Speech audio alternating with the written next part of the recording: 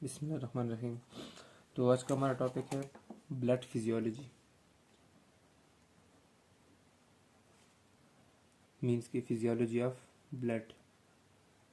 इसमें हम ब्लड के जो है ना फंक्शन भी पढ़ेंगे और स्ट्रक्चरल यूनिट्स भी पढ़ेंगे, क्योंकि ब्लड हमारे पास एक टिश्यू, कौन सा टिश्यू है, स्पेशली कनेक्टिव टिश्यू। और हर टिश्यू किस चीज़ से बने होते हैं? सेल से। तो इनके हम स्ट्रक्चरल यूनिट्स भी पढ़ेंगे और फंक्शनल यूनिट्स भी पढ़ेंगे इस टॉपिक में, ब्लड फिजियोलॉजी में। तो ब्लड के हमारे पास तीन मेन कंपोनेंट्स होते हैं। पहले हम इनके कंपोनेंट्स डिस्कस करते हैं, फिर उनको सेपरेटली डिस्कस करेंगे। Number 1, plasma.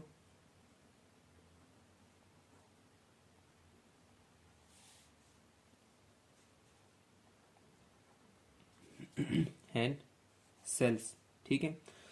और तीसरे कंपोनेंट जो होते हैं वो हमारे पास एक्सटर्नल इन्वायरमेंट से आ सकते हैं, ठीक है, जो पैथोजन वगैरह होते हैं। और वो तो तभी आ सकते हैं हमारे पास जब वो फर्स्ट और सेकेंड लाइन ऑफ डिफेंस को क्रॉस कर जाए। तो उनका जो हम इनमें जो फंक्शन है वो बाद में पढ़ेंगे इम्यूनिटी में, कि वो कैसे वर्क करते हैं, कैसे हमारी बॉडी में एंटर हो सकते हैं। जो नॉर्मल फिजियोलॉजिकल ब्लड होता है तो उसके अंदर हमारे पास दो मेन कंपोनेंट्स होते हैं, प्लाज्मा और सेल्स। प्लाज्मा हमारे पास ऑलमोस्ट 55% होते हैं और जो सेल्स हैं हमारे पास 45% तक होते हैं। सेल्स जो है हमारे पास, इनको हम फॉर्म्ड एलिमेंट्स भी कहते हैं।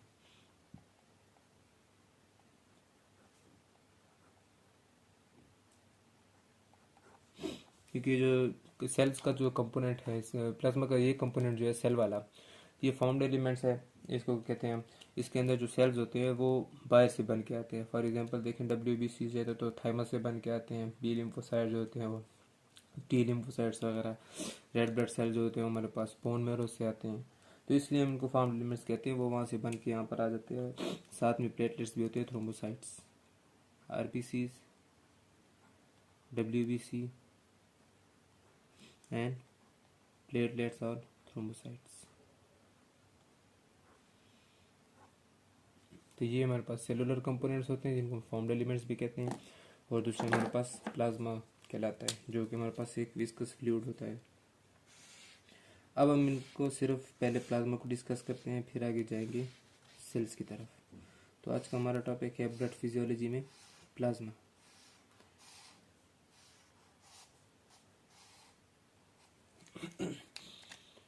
ठीक है। अब ब्लड प्लाज्मा में हमारे पास तीन टाइप्स की जो है ना सॉलिड, जिस तरह के सॉलिड की स्टेट होती है, मैटर की स्टेट होती है, उस तरह हमारे पास यहाँ पे भी तीन कॉन्स्टिट्यूएंट्स हैं। नंबर 1 सॉलिड, लिक्विड और dissolved, and gaseous.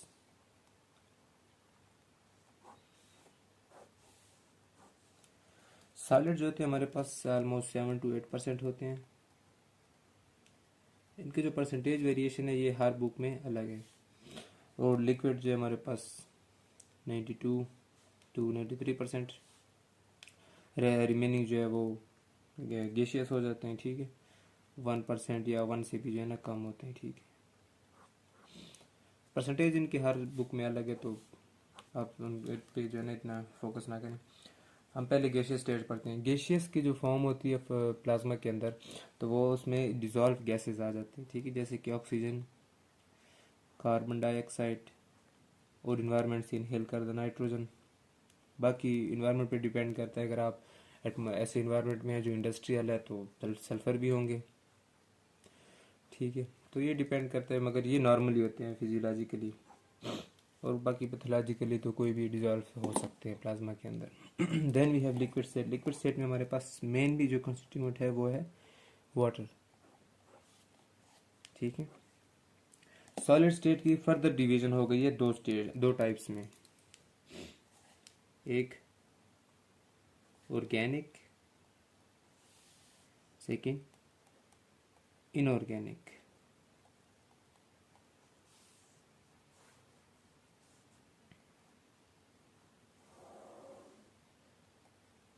Organic and inorganic, ये फर्दर डिवीजन हो गई है सॉलिड स्टेट में प्लाज्मा की। ऑर्गेनिक में हमारे पास फिर सब डिवीजन आ जाती हैं, सब कैटेगरीज, जिसमें आती हैं सबसे पहले प्लाज्मा प्रोटीन्स,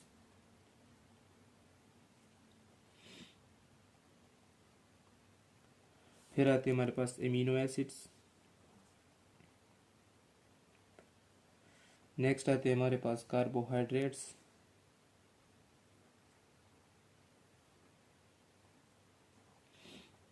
फिर आते हैं हमारे पास fats.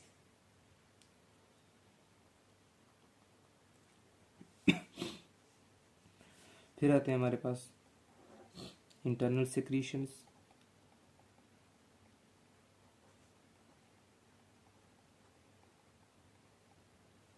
Then we have non protein substances that are inorganic, मतलब ऐसे सब्सटेंसेस जो कि प्रोटीनिशियस तो नेचर नहीं है मगर नाइट्रोजन है उनके पास, और इनऑर्गेनिक ऑर्गेनिक भी हैं, ठीक है। इनऑर्गेनिक में आ जाते हैं हमारे पास electrolytes,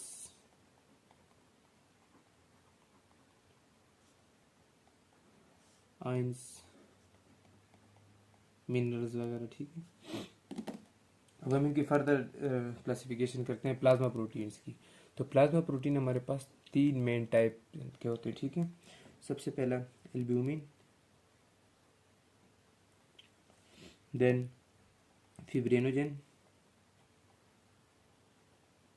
and then globulin. Globulin के फर्दर, इनकी भी फर्दर क्लासिफिकेशन है मगर ग्लोबुलिन की जो फर्दर क्लासिफिकेशन है वो ज़्यादा इम्पोर्टेंट है। तो उसकी कुछ फर्दर क्लासिफिकेशन इस तरह से 3 मेन कैटेगरीज में आते हैं।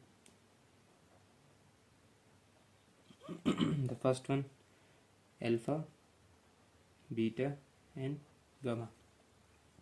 जो अल्फा है हमारे पास वो करते हैं ट्रांसपोर्ट ऑफ कॉपर।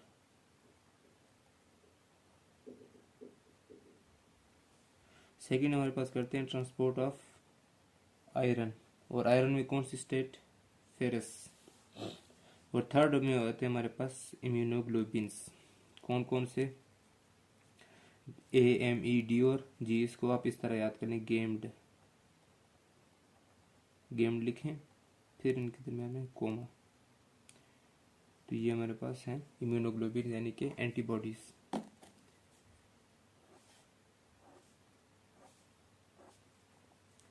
फिब्रिनोजेन का फंक्शन क्या होता है, हमारे पास ब्लड क्लॉटिंग में फिब्रिन बनाता है। यहाँ पे ये इसकी इनएक्टिव फॉर्म है फिब्रिनोजेन। एल्ब्यूमिन का मेन काम होता है viscosity, oncotic pressure and transport में। फिब्रिनोजेन का ये फंक्शन है। ग्लोबुलिन का फंक्शन देखें तो ट्रांसपोर्ट में भी आता है और इम्यूनोग्लोबिन की प्रोडक्शन में भी, मतलब इम्यूनोग्लोबिन ही होते हैं गामा प्रोटीन्स होते हैं। और ग्लोबुलिन इसे इसलिए कहते हैं क्योंकि इनका जो स्ट्रक्चर होता है हमारे पास ग्लोब्यूलर स्ट्रक्चर होता है। तो ये प्रोटीन में ग्लोब्यूलर टाइप्स हैं। यहाँ पर प्रोटीन की फाइब्रस टाइप्स हैं। अमीनो एसिड्स में हमारे पास 2 किस्म के अमीनो एसिड्स आ जाते हैं, एसेंशियल एंड नॉन एसेंशियल। ये भी हमारे पास ब्लड प्लाज्मा के अंदर मौजूद होते हैं वेस्ट वैरायटी में। फिर हमें जो भी प्रोटीन बनाने होते हैं तो हम यहाँ से इनको पिक कर लेते हैं और प्रोटीन बना लेते हैं। कार्बोहाइड्रेट्स में आ जाते हैं हमारे पास ग्लूकोज, मेन सोर्स जो है, ठीक है। बाकी भी आ जाते हैं सक्रोज वगैरह, मगर मेन एनर्जी का सोर्स आपको पता है ग्लूकोज। अगर आपकी बॉडी में गैलेक्टोज, सक्रोज कोई भी चीज़ होगी उसको पहले ग्लूकोज में कन्वर्ट कर दिया जाएगा, फिर उसको रेस्पायरेशन के थ्रू हम एनर्जी यूटिलाइज करेंगे उसकी। फैट्स में आ जाते हैं हमारे पास ट्राइग्लिसराइड्स,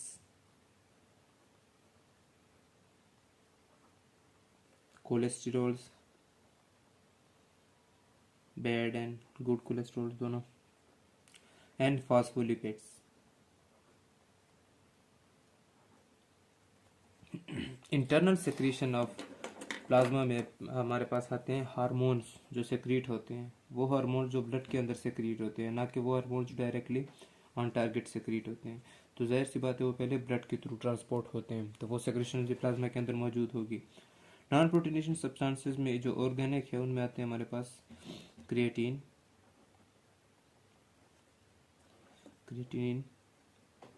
क्रिएटिनिन, मोनोफॉस्फेट। ये एक और इनऑर्गेनिक फॉस्फेट ग्रुप दे देता है ADP को और उसको ATP बनाने में मदद देता है, जिसकी वजह से मायोग्लोबिन की कैपेसिटी या मसल की जो कंट्रक्शन कैपेसिटी है वो ज़्यादा हो जाती है। इसके अलावा डीएमाइनेशन के प्रोसेस से बनने वाले यूरिया, यूरिक एसिड लीवर के अंदर प्रोटीन सिंथेसिस में जो यूज़ होते हैं। और इसके अलावा एक और भी प्रोटीन्स होते हैं प्लाज्मा प्रोटीन्स में जिनको हम क्या कहते हैं, एंजाइम्स। ठीक है, तो एंजाइम में बहुत सारे होते हैं। कार्बोहाइड्रेट्स के लिए हो गया माइलेज, लिपिड्स के लिए लाइपेज, प्रोटीन्स के लिए प्रोटीएज, और कार्बन डाइऑक्साइड की जो हैमबर्गर फिनोमेना है उसके लिए वहाँ पर कार्बोनेट को कन्वर्ट करने के लिए, ठीक है, कार्बोनिक एनहाइड्रेस।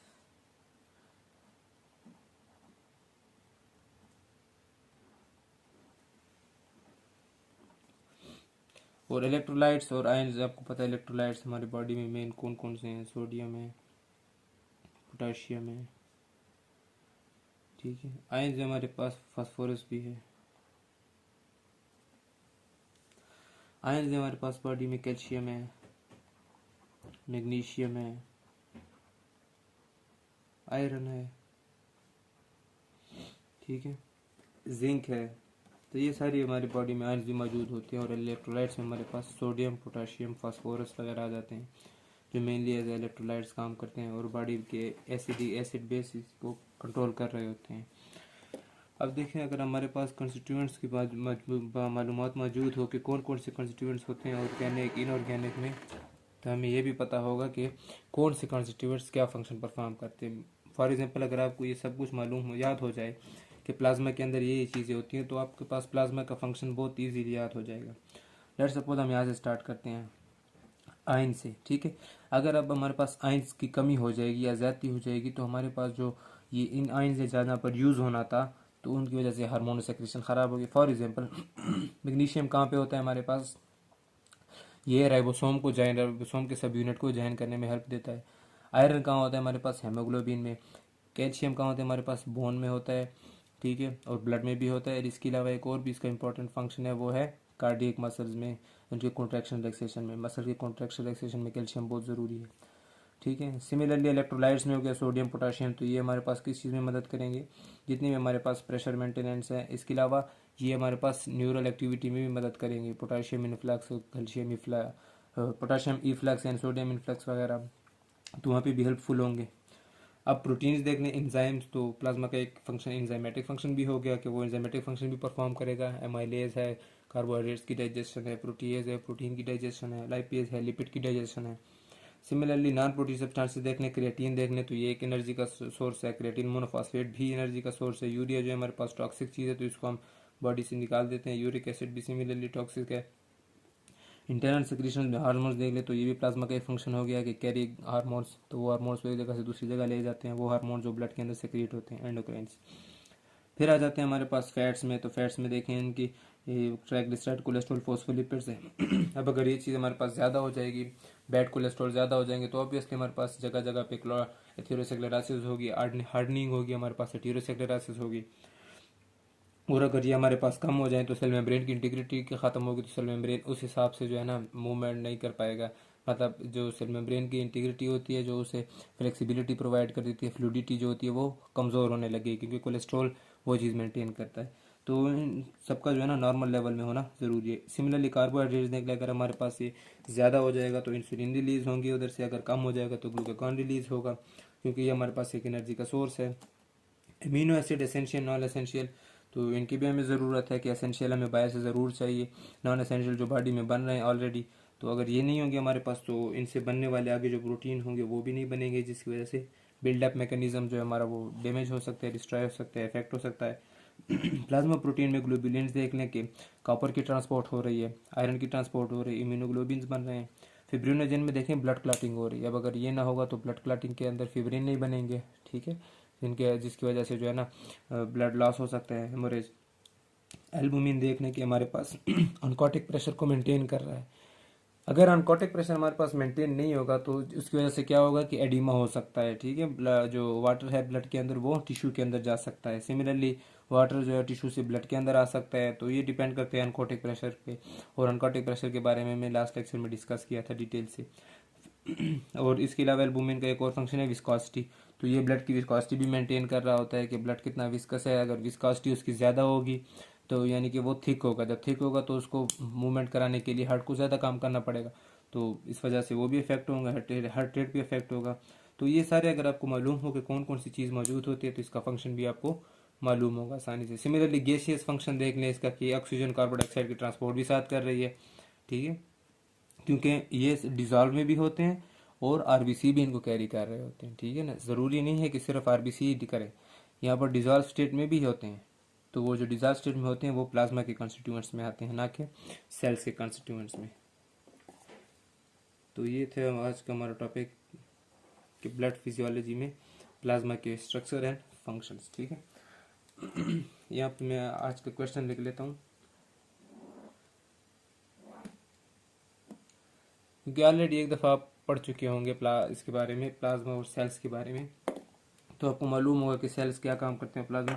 तो थोड़ा सा क्वेश्चन है फ्यूचर टाइप है, मतलब अगर आपने आगे स्टडी कर रखी है तो आपके लिए इजी होगा, नहीं तो आपको आगे लेक्चर पहले सुनने होंगे। तो क्वेश्चन है हमारा नेक्स्ट लेक्चर के लिए कि विच कंपोनेंट ऑफ ब्लड, ब्लैक से लिख लेते हैं, विच कंपोनेंट ऑफ ब्लड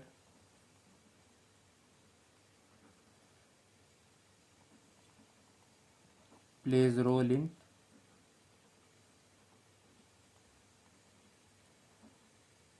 इम्यूनिटी। कि ब्लड के हमने दो कंपोनेंट्स पढ़े ना, प्लाज्मा और सेल्स। तो ब्लड का वो कौन सा कंपोनेंट है जो इम्यूनिटी में हेल्पफुल होता है, तो ये आपका क्वेश्चन है नेक्स्ट लेक्चर के लिए, ठीक है।